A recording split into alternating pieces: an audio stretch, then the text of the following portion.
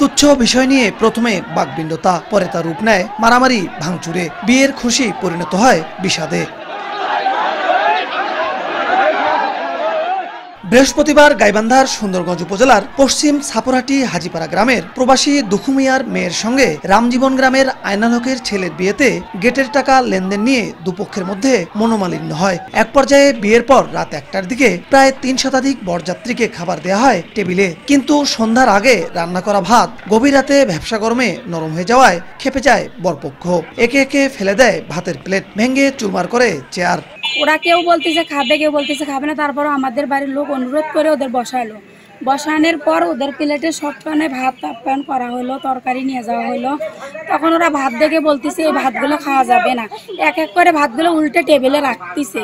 রাখার পরে আমার ভাসুর ছিল, বলতেছে আপনারা যদি না খেতে পারেন আমরা আবার নতুন করে রান্না করে খাওয়াবো।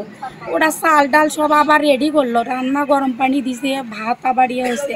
ওরা তারপরে এক এক করে উঠে, আমার একটা ভাতিজা ছিল, ওর গলার ধরে টানে নিয়ে যেতে ধরছিল। ধরার পরে আমাদের এখানে কিন্তু 10-12 জন লোক ছিল। ওরা 3 থেকে 350 জন লোক আসলো। আসার পরে ওরা সেইভাবে মারধর শুরু হয়ে গেল। আমি হাত দিয়ে বললাম এই দাঁড়ান ভাই, একটু শান্ত হন শান্ত হন। উনি উঠানো না বলি আমাদের শার্টের কলার ধরিয়ে আমাকে এইভাবে টানি নিয়েছে। টানি নিয়ে আমার এইভাবে মাথায় সমানে ঘুষের পরে আমি মাটি পড়ে গেছি।